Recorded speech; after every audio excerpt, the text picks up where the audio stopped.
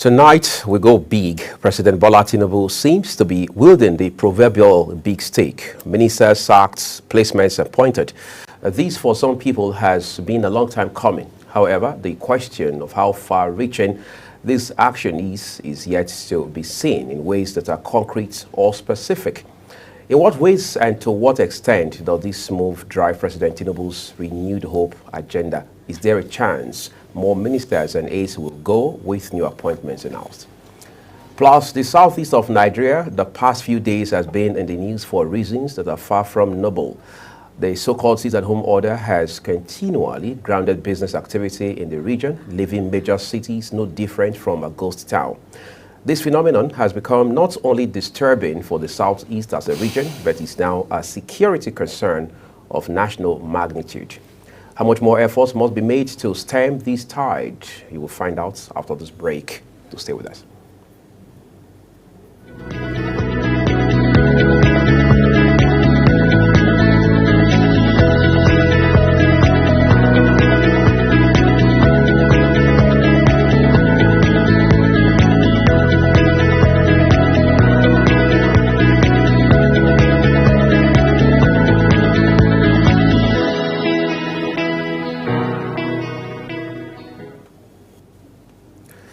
Hello to everyone, and thank you for joining us here on Big Talk. I'm Uyag Mofwebe in for Edric and Michael tonight. My guest is Prince Tony Ezemo, political philosopher and public affairs analyst. Thank you so very much for coming on the program. Thank you, Uyi. I salute you, Nigerians. Thank you. So first of all, many persons will say today has been eventful on account of these, radical change we've seen in the cabinet structure of President Bola Tinubu. How would you react to this development? I think it's a very welcome development. In fact, some of us have been anticipating that development for the past 2 weeks or 3 weeks thereabout. So I thank the president for listening to Nigerians and then reacting. In fact, he's even, I can say he's proactive because a couple of those ministers have not been performing. You know, one of the things that happens with this kind of issue is it will make the ministers who are the serving ministers now to sit up. Right. They will now know that nobody is untouchable. And I can tell you, 1 or 2 of those ministers removed are very close to the president. So it's an issue of, it's not an issue of he has removed those who are not his friends and stuff like that. He removed those in his own judgment and in the judgment of many Nigerians, those who are not performing. And I think the president have done well. In fact, we want him to remove more ministers. You know, anybody that is not performing. You know, one of the things that happen in a democratic setting like we have today is that everybody talks about the president because the ball stops on his table. But the reality of things is that there are a lot of people whom, once they do not discharge their duties, it will affect the entire system. And that is what has been happening in Nigeria. A lot of ministers are not performing. They are very complacent. They are really not willing to work. They just love the big name, the paraphernalia that goes and the ranks matters that goes with the office without really making effective input. And the president have done well by removing some of them and then merging 1 or 2 ministries, because this purification of ministries is not helping matter. That is part of what we have been clamoring on to reduce cost of governance. For instance, he has removed the Ministry of Niger Delta.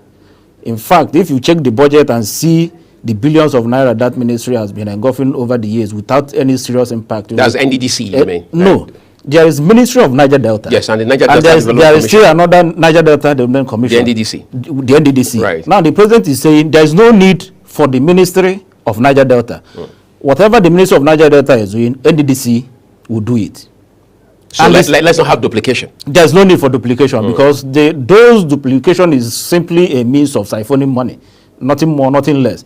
So I think I give the president serious kudos for once listening to Nigerians and then being very proactive. So we thank him. Okay, so let's talk about the replacements now that have been announced. Of course, the president has appointed new ministers to replace these ones who have been, shown the way out, so to speak. what should be the criteria exactly, especially against the backdrop of the renewed hope agenda of the president? What should be the yardsticks for determining who qualifies or who is eligible to make it to President Tinubu's cabinet? I think Nigerians are very resourceful people and very resilient people too. There is no area, there is no region in Nigeria will not get very resourceful people, and irrespective of the party. For instance, if you look at the appointment, the today's appointment, you see that from my own state, Anambra State, Ambassador Bianca Ojukwu is currently the Minister of Foreign Affairs, Minister of State Foreign Affairs. Right. And Bianca Ojukwu is not an APC person. He is not a Tinubu person. But we know that she is very, very qualified to be there. She is it is a round peg in a round hole. And I want to believe that the rest of the newly appointed ministers they are very much qualified to be where they are. But the good thing is this: if by adventure anybody does not perform, the person knows that he will be shown out the way out. That is the beautiful thing about that. I want to believe that one must not make it to the cabinet of a president because you're a member of his party or because you are from his region or for his friend. You know what should qualify any Nigerian for having such position? Are you a Nigerian? Are you qualified? Are you educated enough? And if you are given such responsibility and we discover, or the president discovers that this is a wrong decision, he has the prerogative of sacking you, which is why I love the fact that he's able to sack his ministers as he did today. See, this sounds a bit elitist because some Nigerians will tell you no matter what has happened today, it doesn't address the core concerns that citizens have, which is hunger and, of course, the entire gamut of economic hardship right now. To what extent does this make a difference in terms of, well, quality of life of Nigerians? Because some people will even argue, maybe from a political standpoint, that the president and indeed the government are only trying to, well, just distract from the real issues, that this really is pedestrian for them. I wouldn't want Nigerians to be distracted either.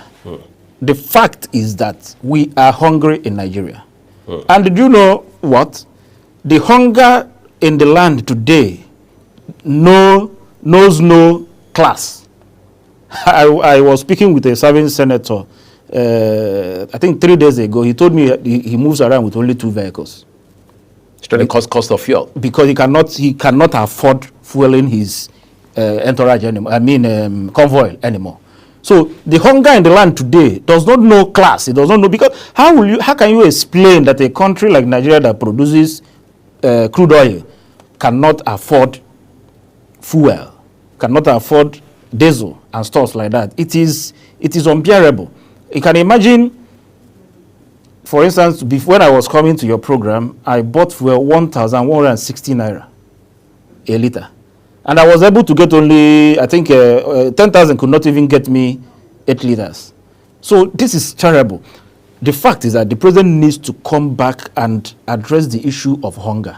Because we need to be alive to discuss 2027 and beyond that. We need to be alive. Nigerians are hungry. That is a fact. So I wouldn't want to say that this will distract Nigerians from, because when you are hungry, I tell you, nothing will distract you.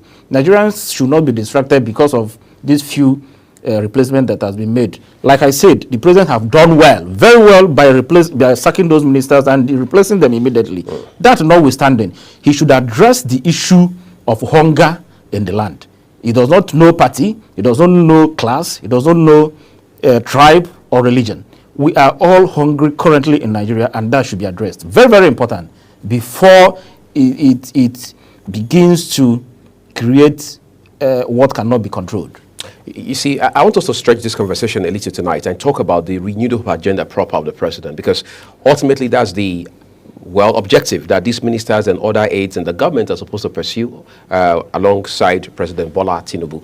Exactly. As it stands today, there's an obvious disconnect between what the president had promised right from 2022, leading up into the election proper, right? So how do we ensure that the renewed hope agenda of President Bola Tinubu becomes a reality in ways that are tangible for Nigerians? We will do that by gathering men and women who have something in their brain to help him drive his agenda. I want to believe that maybe that is what he's currently doing, because I tell you, there is a clear-cut difference between campaign promises and the reality of governance. The fact is that I don't want to sound like what a lot of APC members did when General Buhari was the president, who used 8 years to blame PDP. But the fact remains that the last administration really bastardized a lot of things in Nigeria, that it becomes almost impossible for this government to fix Nigeria. I tell you, I want to plead with the president to have the courage to possibly restructure this country. If we continue to run this democracy with the military constitution, then even if you bring a cent to rule Nigeria, he will still be jamming the rock. You're obviously referring to the 1999 Constitution as amended. Yes, it's a military constitution. The military manufactured those words in their room and they threw it to Nigerians, and we are using it. And we have seen over the years, from 1999 to today, have you asked yourself, why is it that each government that comes on board will be far worse than the one before it? Just from 1999, just be rolling it down. You see that all the first tenure of Obasanjo was better than his second tenure. Then his second tenure was better than, just like that till today. That is because the foundation is basically faulty. I am of the opinion that the president should be courageous enough. He has to gather willpower enough to restructure Nigeria by going through serious constitutional amendment. Until we get it right, I tell you, my brother, we will continue to have these palliative talks, palliative works and all that. At the end of the day, we just keep getting worse. We're going to take a break shortly, but I want to ask you this real quick.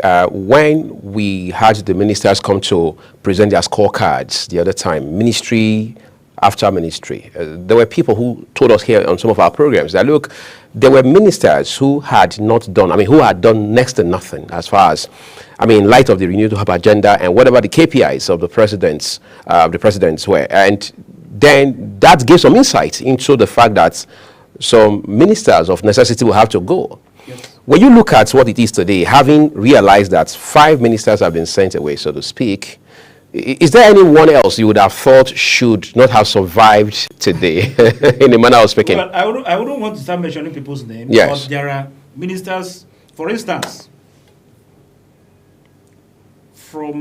I can name those who were ministers of information from 1999 up to Lai Mohammed's time. I can name them. I can name some of the things I heard them say and I will do. I do not know today who is the Minister of Information. I don't know his name. It's Idris Mohammed. Many Nigerians do not know that name. That is because the Minister of Information, I am not saying the person should be on TV every day telling Nigerians lies. I am not saying that. But we should be hearing from Minister of Information every now and then. Who is the Minister of Education? Well, what reform has he brought into educational system? He has been. It pains me. I am in pain to see that my children will come up tomorrow and begin to draw lizards and labeling them as part of curriculum of today's Nigeria, today's world. These are functions, responsibilities of Ministry of Education. I want to see a minister that is very young, vibrant, with tech knowledge, that will reform educational system in Nigeria so that it will meet what you have in Malaysia. It will meet what you have in UK. It will meet what you have in any part of the world. So that our children, I am now saying our children because I'm a father, will compete with their mates favorably, anywhere in the world. Not to be drawing lizards and labeling it like we did. And be having some useless courses like some people studied. Man, if you go to China, for instance, I don't want to sound like Peter, but if you go to China, you see very young people from kindergarten. They will be introduced into tech innovations. Young, very small kids. That is how to grow an economy. All right, I want us to take a quick break here because we have a few more issues to unpack in the course of this discussion, everyone. It's a bit dicey to talk about, especially when you look at what has happened today on account of the Federal Executive Council meeting. We'll stretch the conversation beyond this point after this break. Do stay with us. For an insightful idea that takes the center stage and the conversation that gets beyond the headlines, to explore the lasting impact of political decisions, Big Talk got you covered.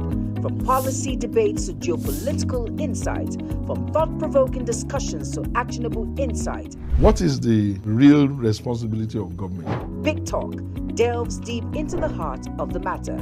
Join us weekdays on global televisions from 6:30 p.m. for a reverting journey into the heart of politics, where we dissect issues shaping our society. Thank you, everyone, for staying with us. Two conversations in front of us tonight on the program. But first of all, looking at the fact that today President Bola Tinubu in council had led the Federal Executive Council meeting, where it was approved for certain ministers to be shown the way out, of course, relieved of their jobs, and then new appointments have now been announced. Let's look at the state of Nigeria today, especially from the standpoint of the fact that you've had people that, upon their inauguration on the 21st of August last year, people have said, look, these are those the president had handpicked because he was persuaded beyond doubt they would deliver. But today we know that's a different conversation altogether. People say, bring in more young persons, people who can think in light of the 21st century realities that we have in front of us today. But the president is not particularly a young person, but he understands how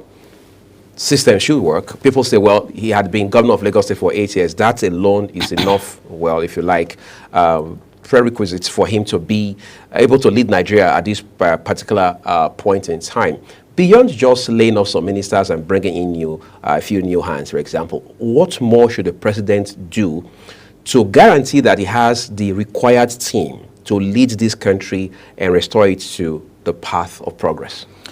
One of the things the president should do, maybe he has started doing it by looking beyond party, looking beyond religion, looking beyond tribe.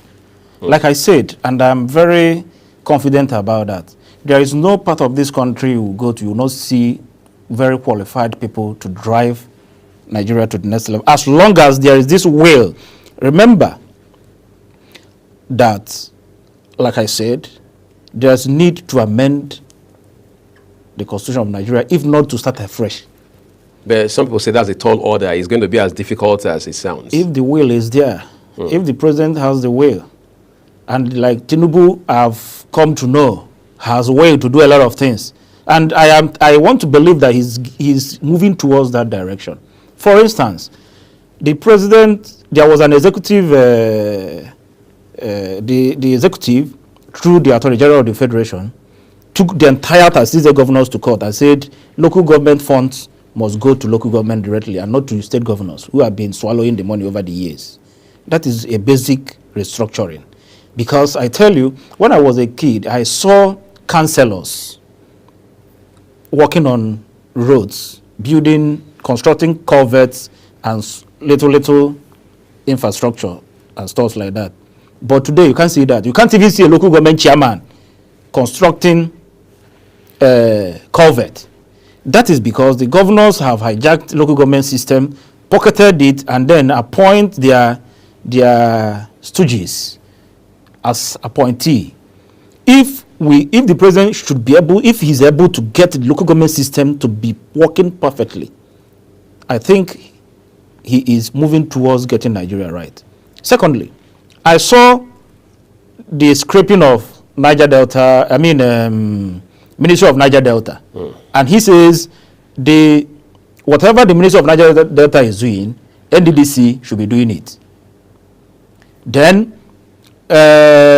northwest, northeast, and southwest. All the development commissions. The development commissions. So he's trying to bring them on board. However, I have a problem that southeast is not there. Southeast is not there, and then North Central is not there. That is a big problem for me as somebody from the southeast. I want to see a viable, very workable, and vibrant Southeast Development Commission. I thank the president that he has brought that the late Senator Ifeanyi Ubah sponsored the bill, the Senate passed it, and he has assented to it. Beautiful. But from what happened today, there was a mention of Northwest, there was a mention of Northeast, there was a mention of Southwest, but they didn't mention Southeast and North Central. Somebody like me is not comfortable with that. There should be, the change should be encompassing, so that all the regions will start competing as we have it in the First and Second Republic, where you have regions competing, not this kind of humongous center we have today that is now feeding the states and all that. But when you have the regions competing favorably, you see that Nigerian will be, and that is a basic constitutional amendment. I don't want to believe those who say it's a very difficult task. If the president has the will, he must have his political will going around it and achieve his goal. I know it will be difficult, but it is achievable. Okay, but just before we turn to our next conversation, you can't divorce this merger of ministries and agencies. Of course, we know what has happened with sports now. As it stands today, it is the fact that there's no longer any such thing as Ministry of Sports. What you now have is the National Sports Commission, which some people say is a welcome development. Yes. How do we divorce these from the Oronsaye report? Because recall that the president came up a few months ago and said, look, one of the things we must do going forward to drive change in this country is to implement the Oronsaye report. We understand the committee had been set up to that effect. How far-reaching is today's action in light of the will, or if you like, the objective to implement that report? You know, there are a lot of reports actually to implement in Nigeria. Including the confab of exactly 2014. That is part of the problem I have with Jonathan. You know, God gave him a lot of opportunities, but the political will to do most of those things was not there. Because if Jonathan, he was able to convoke the confab, but he was not able to implement the recommendation of the confab. I tell you, if assuming that recommendation was implemented, we will not be where we are now. So, if the current president has decided to implement, even if it is in parts, like Peter Obi said during campaign, let us know if we are going to America. Be on the route to America so that we know that in no time, whenever we will arrive at America. The problem is when you say you are going to America and you are on your way to Congo, people will become, what are we actually doing? So, if the president has decided to start implementing those Oronsaye reports, even if it's in parts, I, for one, will not have problem with that. My own is to see a Nigeria that is working, that is sort of, nobody can become somebody without knowing anybody. That is what we hope for. That is what we are praying for. And once this is done, you see, the restiveness you have across Nigeria will cease, irrespective of where, both in the southeast, in the anywhere. Once people feel that, yes, I can become anything I want to be in Nigeria as long as I have the basic requirement without knowing anybody, without being the son of anybody, and I can become somebody. You see that I don't need to fight you. A couple of my friends who have moved to America and some parts of Europe, they are not super rich, but they are comfortable because the basic necessities of life have been provided to them. And I tell you, what we are seeking for in Nigeria is not that much. The problem is that the constitution of Nigeria has not allowed this country to work. It only encourages corruption and embezzlement, and that is why it becomes a tale when anybody comes on board and say he would drive. I am from the East, and sometimes when I tell my people that if Peter Obi had won, Peter Obi is a very refined man who wants things to work, but without the will to restructure this country, he may not even have made any significant impact. People say we can't blame former President Goodluck Jonathan much. After all, their argument is that that recommendation or that report in detail from the confab of 2014 came through at the twilight of his administration. Of course, we all know he left office by end of May of 2015. Well, events are overtaking all of that now. My question to you tonight is it too late to still go dust off that report? It is not too late. And start implementation? It is not too late at all, and that is why I brought it up. It is not, Nigerians will be very glad. Majority of Nigerians will be very glad to see President Tinubu dust that report. You know, at the time I went through that report, it was all-encompassing. It discussed even religion. It discussed a whole lot of things. It discussed federalism. It discussed to devolution of power. It discussed state policing and all whatnot. That the report of that confab. And you know, Jonathan picked people from all walks of life.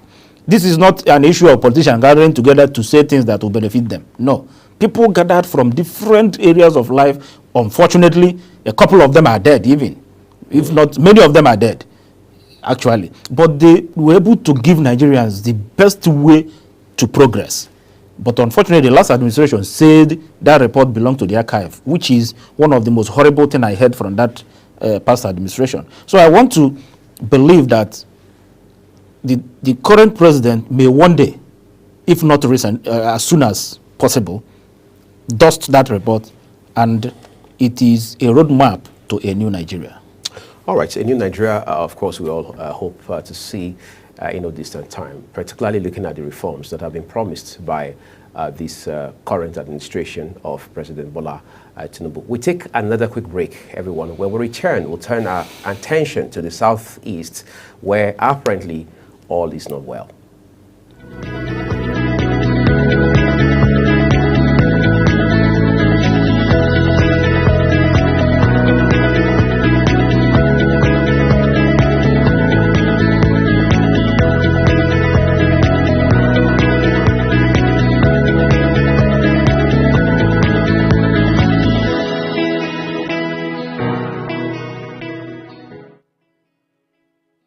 For an insightful idea that takes the center stage and the conversation that gets beyond the headlines, to explore the lasting impact of political decisions, Big Talk got you covered. From policy debates to geopolitical insights, from thought-provoking discussions to actionable insight, What is the real responsibility of government? Big Talk delves deep into the heart of the matter. Join us weekdays on global televisions from 6:30 p.m. for a reverting journey into the heart of politics, where we dissect issues shaping our society.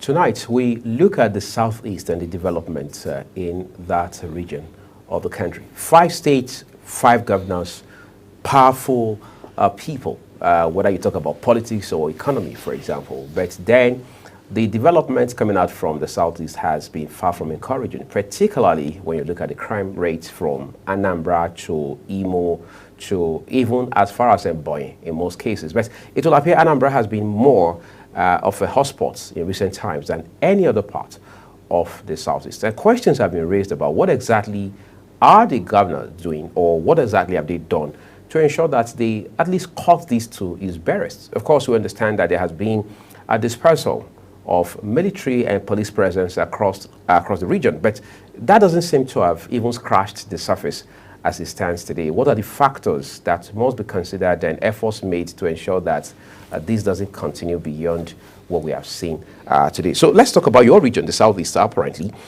these last few days have put the region back in the news for the wrong reasons, particularly Anambra State. As of today, we understand that the sit at home that has always been on a Monday has been extended to Tuesday. How far worse has it become now than it was before today? Well, I weep when I see what is happening in the southeast, particularly my state, Anambra, the land, the Japanese of this part of the world. It palpitates my heart to see that most of our governors are not interested in governance, but in speaking bogus grammar and then deceiving people with unnecessary rhetorics.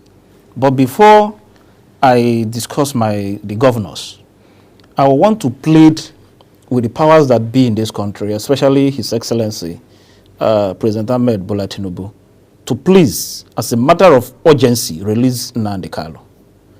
The continuous detention of Nnamdi Kanu in DSS is giving the impetus to criminals to kill our people, to maim our people. In fact, let me tell you that the damages they are doing are far worse than what comes to the news. All right? And everybody among these criminals are banking on the fact that the government is holding Nnamdi Kanu. At least the court has says, give this man bail. And I remember very clearly that Senator Ifeanyi Ubah was ready to stand in as a surety for him before, unfortunately, he left this world. The federal government should release Nnamdi Kanu. Why is he there? As a matter of fact, why are they even holding him? What are the crimes? What are they accusing him of? What are his crimes? Remember, from some of the charges against him in the court, the crimes he committed them in UK. Does the Constitution of Nigeria allow you to try somebody who committed a crime in UK in Nigeria? But were those crimes not committed against Nigeria? What are those crimes? The federal government, for example, Ab Initio had accused him of broadcasting in Nigeria without a license, which, of course, as you know, in the eye of the law, is a treasonable felony. All right. There had also been accusations, allegations against him that he had attempted to subvert government in this country. So those are the basic allegations against him that he has been standing trial for. But the court said he should go on bail. The court has granted him bail. Assuming, you know, our law says somebody is innocent until otherwise proven. For now, he has not been actually proven guilty of any of those. They have not so holding him there even against the decision of our own court is even an affront. Now, I am pleading to Mr. President. He was not the person that arrested Nnamdi Kanu. It was the past administration of President Bola Muhammadu Buhari. Right. And I tell you, it was that very administration that even gave Nnamdi Kanu the impetus he started enjoying. Arresting Nnamdi Kanu was part of the thing that gave him voice. If they had allowed him to be saying all those things he was saying in the social media, by now he might have lost relevance. But those things were also inciting people across the Southeast. We are not fools. When Nnamdi Kanu was doing all those things, did you see anybody from the Southeast who went after any governor or any senator? We never did that. Southeast people are very enlightened people, especially those from Anambra. So we even know when somebody is telling us just making some sensational comment. But immediately he was arrested. That was when a whole lot of people now came and started shouting and stuff like that. So I am pleading with the current administration to please handle his case politically. It pains me that a number of our fathers who have gone to the president, both the past one and the present one, to plead with them are dying. For instance, Professor Ben Nwabeze continued to plead. He's dead now. Chief Edwin Umezoke continued to plead. He's dead now. Chief Dr. Emmanuel Iwanyanwu continued to plead. We will bury Iwanyanwu next week. These are our fathers who came and said, please, release this guy. This is our son. Release him for us. Let's go home and see what we can do to him. The only way to solve the problem of Nnamdi Kanu, I tell you, is political. Let us forget these legal technicalities that are bringing up to hold him there. It is not helping us because criminals in our region are banking on his detention to terrorize our region. Let's drill further into this Nnamdi Kanu element for a second. Nnamdi Kanu has been very unambiguous about saying that the Southeast wants to secede from Nigeria. We have seen some unprintable things he has said about Nigeria in court, right in court, even after he had been arrested or rearrested in Kenya and brought back into the country and all of that. I don't know how much of a difference this plea would make because, like you mentioned, these eminent Nigerians from the Southeast, some of them dead now, had also reached out to former President Muhammadu Buhari and now President Bola Tinubu to say, look, let's find political solution to this problem. Let's move it away from courts. Just a matter of 2 weeks ago, Kanu had told Justice Binta Yanko to say, look, you have to recuse yourself. I don't trust you being the judge over this matter anymore. And Justice Yanko had returned his file to the chief judge. But then that didn't work quite well because the chief judge returned the file to Justice Binta Yanko. We're waiting to see how that pans out ultimately. But let's talk about the Simon Ekpa factor in all of this. I mean, this is a man who is far away in Finland. And we see how much he has been very influential in the narrative around the insecurity in the Southeast. So even if we brought closure to the factor around this other gentleman, Nnamdi Kanu, how do we also address concerns around Simon Ekpa? Very good. Even Nnamdi Kanu himself has said, last time he was in court, he said he has never authorized anybody to start killing his people.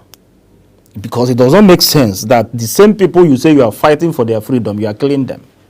It doesn't make sense whatsoever. These guys have turned to They do all sorts of things in the southeast. Now, if you release Nnamdi Kanu for us, he will know how to address Simon Ekpa. And that is why I said, if you release him, all these criminals who are banking on his detention to terrorize our region will be dealt with head on. I believe so. And then we will now begin to blame our governors who are so complacent in handling security issues. So, but when you still have him there, it becomes very difficult for a lot of our statesmen from the East to boldly say this criminal should be dealt with. Because somebody have asked me, why are they not talking? Many of them are not talking.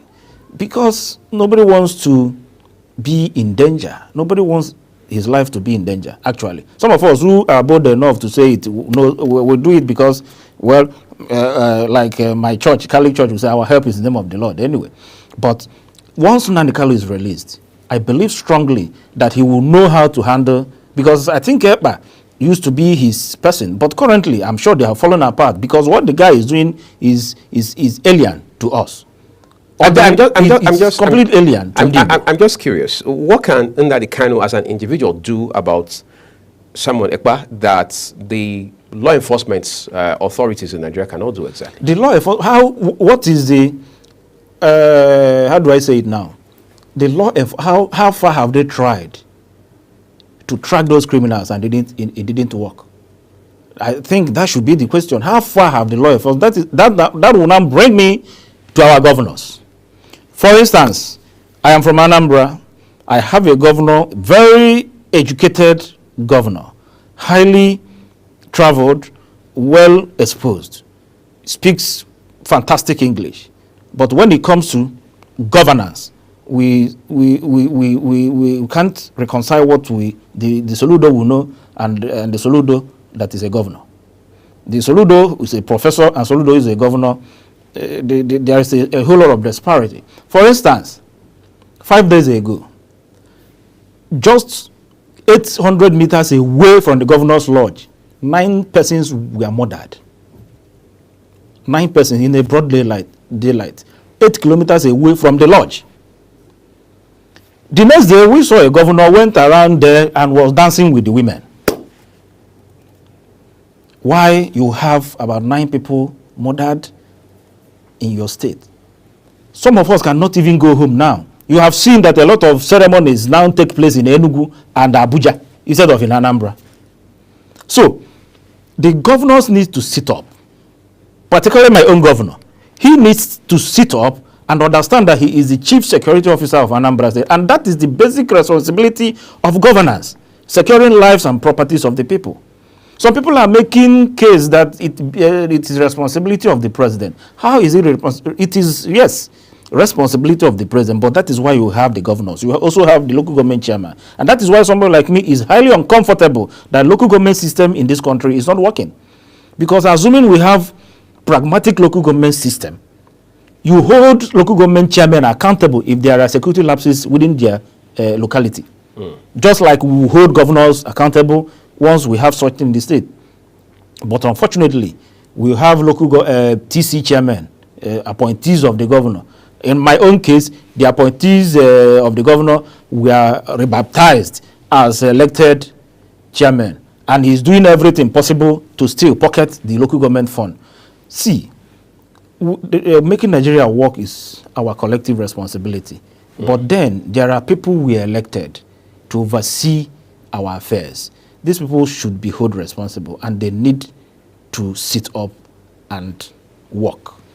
It's a good thing that you have brought in this factor around the governors in the Southeast. I mean, your region has 5 governors. Yes. Some of them are actually not new to governance. A gentleman like His Excellency Hope Uzodinma is in his 2nd term in office, for example. You go to Abia, you see someone like Dr. Alex Otti. This is somebody who has been in the corporate world and, like you said, exposed and widely traveled and all of that. So you have one of these gentlemen, including Peter Mba in Enugu State, for instance. You go to Ebonyi, another gentleman there, forward-thinking and all of that.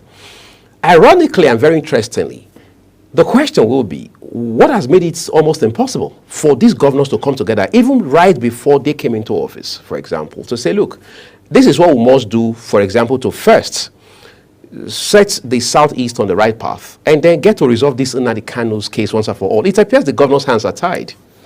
I wonder who is tying their hands. If you see, one of the problems we have is I still believe that these are all the problems of the Constitution, where you have a governor who will not want to do what he's supposed to do or say what he's supposed to say because he wants to please the president.